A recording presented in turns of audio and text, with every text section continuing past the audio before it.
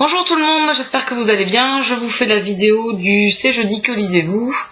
Rendez-vous hebdomadaire pour faire le point sur mes lectures passées, en cours et à venir. La semaine dernière, je vous laissais avec le tome 2 de Crossfire, Regarde-moi de Sylvia Day aux éditions J'ai lu. J'en étais à moins de 100 pages, je crois, la semaine dernière, quand je vous en ai parlé. Donc vendredi soir, je l'ai dévoré, j'ai tout lu d'une traite sans pouvoir m'arrêter. Donc c'est une très bonne lecture. C'est pas un coup de cœur comme le tome 1, mais ça reste quand même très bonne lecture. Juste, ils m'ont un peu agacé dans leur chamaillerie au départ, où ça se passe bien pendant 5 minutes, et que après, Eva rentre dans une colère, enfin, s'emporte à cause du comportement de Gideon, et donc on n'a pas d'évolution sur ce côté-là qui revient assez souvent. Sinon, très bonne lecture, hein. On avance bien dans le couple, petite intrigue est mise en place. C'est assez simple de trouver qui est derrière tout ça, même plus que simple. Bon, mais bon, c'est pas très grave, ça n'empêche pas d'apprécier la lecture. Donc il me tarde de lire la suite, puisqu'à la fin, voilà, il y a vraiment un gros pas en avant de la part de Gideon. Donc vivement la suite pour savoir ce qui va leur arriver. Voilà.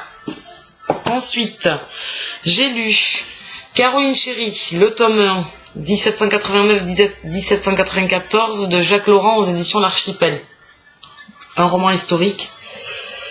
Alors là, c'est moins bien. L'époque m'a beaucoup plu, la Révolution française et tout ça, c'était pas mal. L'intrigue, voilà, les méchancetés, la peur, on sent bien la peur des gens et ce changement qui est arrivé après la chute du roi. Et voilà, cette chasse aux bourgeois et aux riches parisiens. Donc Caroline fait partie de ces personnes-là, et c'est une jeune fille de 16 ans à la base, au départ. Et on passe quelques années avec elle. Et c'est un personnage que j'ai pas apprécié du tout, parce qu'elle est d'un égoïsme énorme. Complètement à l'extérieur de tout ce qui peut arriver autour d'elle dans ce Paris un peu qui fait froid dans le dos, et très naïve par moments, voilà. Et puis prête à tout pour se sortir, enfin prête à vendre son corps pour s'en sortir dès la première occasion. Et ça, j'avoue, bon, après c'était les armes peut-être que les femmes avaient à cette époque-là, puisqu'elles n'avaient pas trop de pouvoir, donc effectivement peut-être que c'était la chose qu'elles maîtrisaient le plus, le pouvoir qu'elles avaient sur les hommes. Mais j'ai pas du tout aimé cette héroïne, donc ça a été plus assez lourd à lire. Donc l'avis est déjà écrit, puisque par contre ça inspire, et quand on n'aime pas trop, on trouve plein de choses à dire. Donc voilà, c'est pas super concluant, je lirai pas la suite. J'irai zioter pour voir qu'est-ce qui se passe. Bon, effectivement, je suis un peu curieuse de savoir ce qui va arriver quand même à ces personnages-là. Le personnage masculin est Gaston, et j'avoue, pareil, j'ai pas accroché avec lui. Je le trouve très... On sait pas ce qu'il pense, on sait pas ce qu'il ressent. Il est sur la retenue. Leur passion, elle est pas... elle transporte pas, quoi. Voilà, on n'est pas dans leur... Ils s'aiment, mais c'est pas une passion, voilà... qu'on prend plaisir, en plus le fait qu'il y ait d'autres hommes autour, etc. Ça, bon. Voilà, donc c'est pas concluant, mais bon, je pense qu'il faut pas s'arrêter à mon avis, parce que c'est quand même, j'ai lu quelques avis qui traînent du coup, je pense être l'une des seules qui n'a pas super apprécié cette lecture. C'était peut-être pas le moment, c'était peut-être pas une romance historique qu'il me fallait. Voilà. Ensuite, qu'est-ce que j'ai lu? J'ai lu Ce qui nous lie de Samantha Bailey aux éditions Milady, collection grande romance. Donc je l'ai commencé hier, je l'ai fini aujourd'hui. C'est une très bonne lecture. Je pense que c'est un peu, on peut s'identifier à l'héroïne, à ce qui lui arrive, voilà, les amours ratés qui nous font passer du côté noir, qui nous font qui nous rendent tristes, et qui on a l'impression que rien derrière n'arrivera pour nous relever, et un jour on se reprend en main, et je sais pas, il y a un déclic, et la vie elle reprend son cours.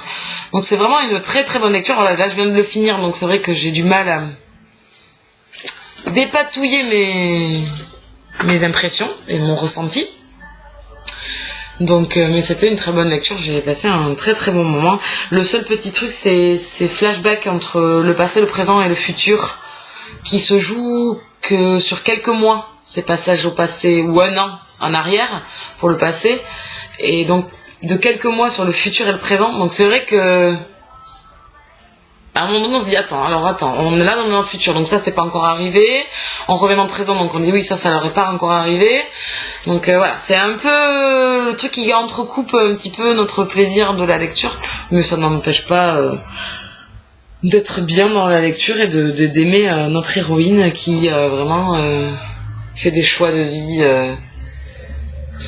à cause de son don. Oui, c'est son don qui lui a fait faire prendre ce chemin-là et avoir cette vie-là, et même quand on a pris des claques et qu'on se dit oulala, on est en train de repartir de travers et ça va encore nous claquer à la figure, ben c'est plus fort que nous, on est obligé d'y aller, donc après on se relève. Donc non, j'ai beaucoup aimé, ça met la petite corde à notre petit cœur, puisque ça nous fait quand même penser à notre propre vie passée ou présente, et à se dire qu'est-ce qu'il y aura dans le futur, hein, parce qu'on aura la chance d'avoir une vie complètement pleine et épanouie.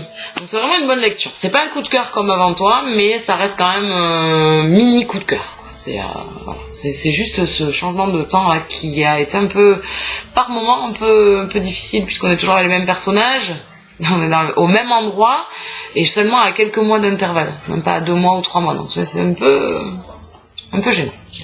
Voilà, donc très très bonne lecture avec ceux qui nous lisent. Voilà, ça c'était mes lectures passées. Ma lecture en cours et ma prochaine lecture, puisque je ne l'ai pas encore commencé. Donc ça sera Gabriel, le tome 1, Le divin enfer de Gabriel, de Sylvain Reynard aux éditions Michel Lafon. Donc c'est un livre que j'avais vu avant sa sortie américaine. Et j'avais vu les avis en les traduisant de certaines blogueuses américaines qui sont très très bons, donc il me tarde de le lire. Voilà. Je n'ai pas choisi de future lecture parce que je ne sais pas. Je ne sais pas combien de temps je vais mettre pour le lire, puisque c'est un sacré pavé. Donc on verra la semaine prochaine où j'en suis, si j'ai fini, si j'ai eu le temps de commencer autre chose. Voilà, c'était très court. Je vous souhaite une bonne fin de week-end, hein, puisque c'est des mini-vacances. J'espère que vous profitez bien. Ici, c'est la pluie, c'est génial. Hein. Vive les vacances, donc c'est canapé. Et je vous dis à très vite. Je vais peut-être faire un tag, puisque je suis en retard. J'ai 3 tags à faire. Ou sinon, ça sera mercredi prochain ou jeudi prochain. Voilà, gros bisous. Ciao, ciao.